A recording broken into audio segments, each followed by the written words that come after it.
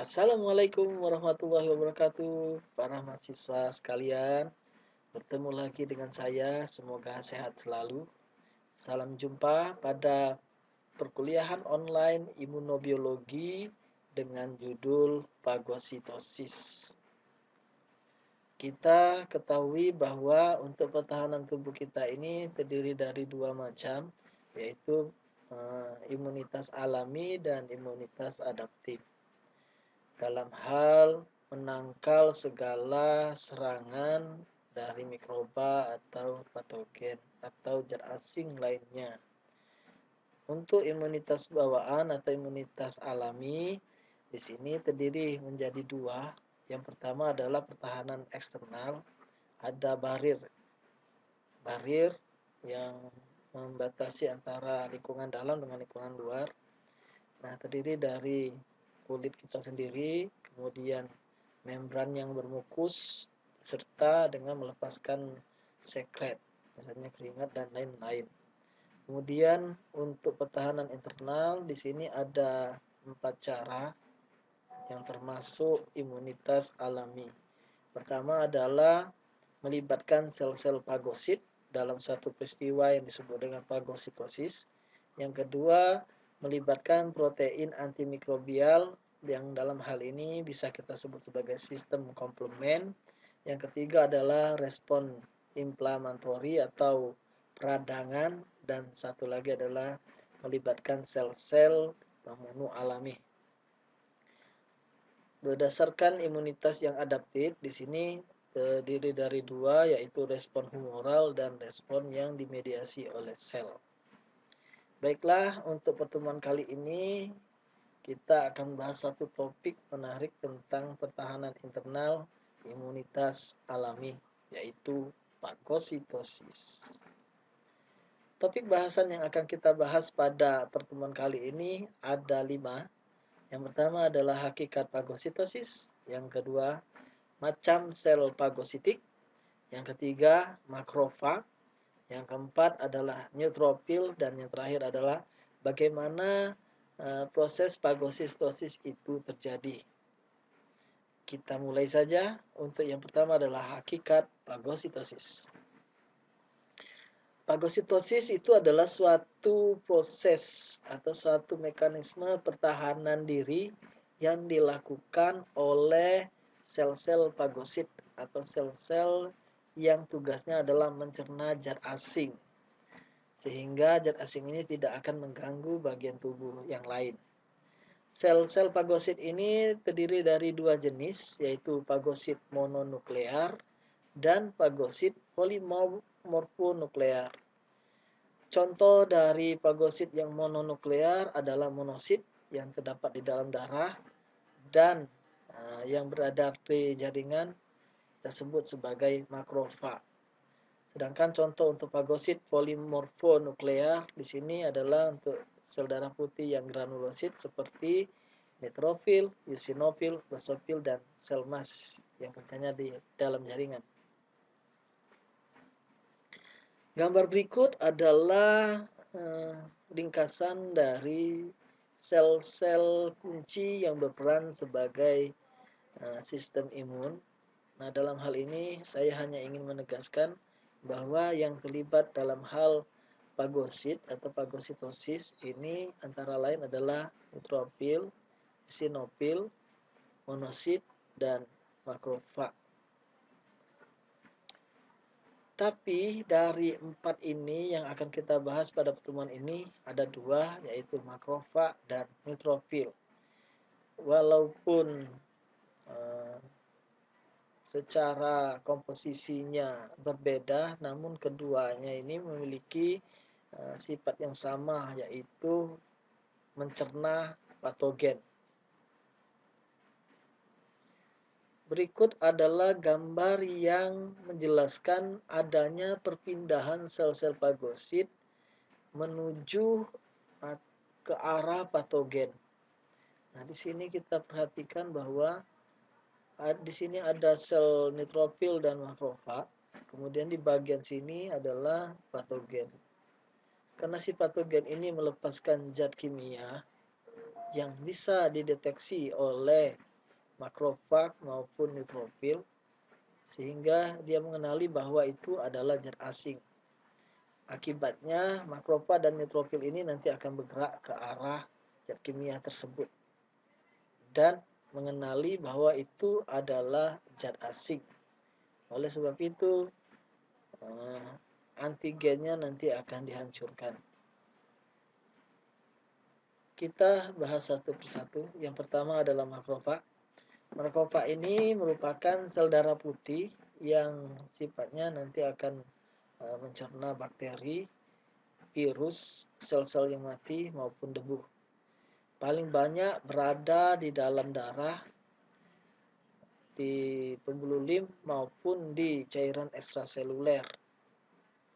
Nah, mereka akan tertarik ke sisi infeksi dari zat kimia yang diberikan oleh sel-sel yang mati atau zat kimia yang dilepaskan oleh patogen.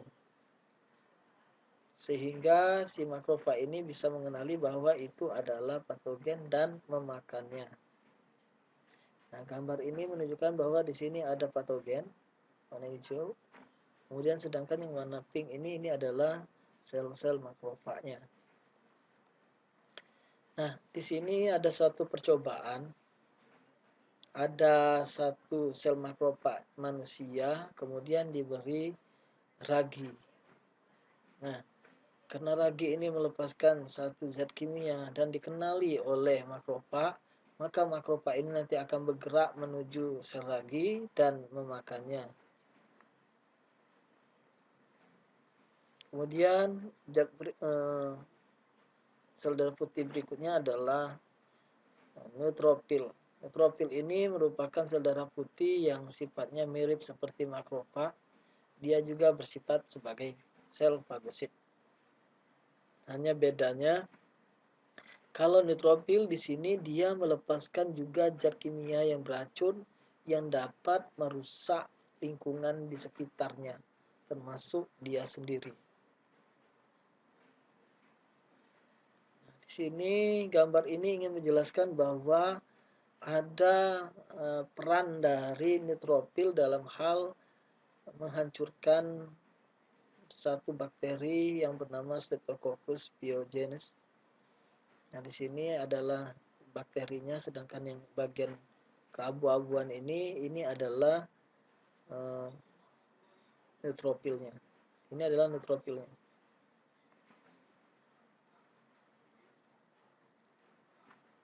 Nah, dalam satu percobaan ini terlihat bahwa neutrofil di sini mendekati ragi, kemudian dia akan memakannya dan menghancurkannya. Oke, bagaimana hal itu bisa terjadi? Nah, ini bisa dijelaskan melalui mekanisme proses fagositosis itu sendiri. Yang pertama adalah pengenalan atau recognition. Di sini yang terjadi adalah mikroorganisme atau partikel asing itu akan terdeteksi oleh sel-sel fagosit. Yang kedua, sel fagosit itu nanti akan melakukan satu langkah yang kita sebut dengan pergerakan. Nah, pergerakannya ini kita sebut dengan kemotaksis karena dia bergerak menuju zat kimia. Zat kimianya ini yang dilepaskan oleh partikel asing atau mikroorganisme yang dia kenali. Kemudian setelah mendekat, maka sel partikel asing itu nanti akan melekat pada reseptor yang ada pada membran sel fagosit. Dan hal ini akan lebih mudah terjadi apabila pada membran partikel asing itu terdapat protein yang disebut dengan komponen 3B dalam suatu peristiwa yang namanya opsonisasi. Nah, setelah melekat dengan reseptor pada membran sel fagosit, maka sel fagositnya akan melakukan suatu peristiwa yang namanya penelanan atau ingestion. Nah, makanan yang ditelan ini nanti akan masuk ke dalam sitoplasma dan dibungkus, membentuk satu bungkus yang disebut dengan fagosom. Setelah terbentuk fagosom, baru terjadi langkah yang kelima, yaitu digestion atau pencernaan. Di dalam fagosom ini nanti akan mengundang lisosom yang berisi asid hidrolase dan enzim peroksidase. Nah, setelah bergabung, maka kompleks ini disebut dengan fagolisosom. Nah, setelah terbentuk fagolisosom, baru terjadi pencernaan di dalam intrasel itu. Partikel asing itu nanti akan pecah. Sebagian dari partikel ini yang kita sebut dengan epitop, maka ini nanti akan berikatan dengan suatu molekul kompleks yang tugasnya akan mempresentasikan epitop tersebut ke arah permukaan. Nah, molekul itu kita sebut dengan Major Histocompatibility Complex atau MHC. Yang ini nanti akan terkait dengan sistem pertahanan tubuh yang spesifik atau yang adaptif. Nah, setelah dihancurkan dan sebagian ada yang dimunculkan ke permukaan tubuh, maka yang lainnya nanti akan dibuang. Peristiwanya kita sebut dengan pengeluaran atau releasing. Nah, berikut adalah gambar yang menjelaskan tentang 6 langkah proses fagositosis tadi. Yang pertama adalah dia akan mendekati, kemudian bergerak menuju bakteri. Bakteri ini nanti akan ditelan oleh satu peristiwa yang namanya endositosis. Terbentuklah fagosom. Dengan terbentuknya fagosom, maka lisosom ini nanti akan datang dan bergabung dengan fagosom ini. Terbentuklah satu kompleks yang disebut dengan fagolisosom. Setelah itu baru terjadi pencernaan intravakuola. Hasilnya terbentuklah partikel-partikel yang sudah hancur. Sebagian nanti akan dibawa ke permukaan, yang selainnya adalah dipecah. Yang untuk permukaan ini digunakan untuk sistem pertahanan tubuh yang spesifik. Ini juga gambar berikut adalah menjelaskan tentang bagaimana peristiwa fagositosis itu terjadi. Gambar pertama ini patogen berikatan langsung dengan reseptor fagosit. Sini ada patogen. Kemudian di bagian luar yang ini tadi kita sebut dengan opsonisasi tadi, terbentuk yang namanya reseptor membran. Nah, nanti ada bagian cocok dari patogen ini menyentuh bagian reseptornya sehingga bagian membran sel makrofagnya ini atau neutrofilnya nanti akan melakukan endositosis atau melengkung ke dalam sehingga terbentuk yang namanya fagosom.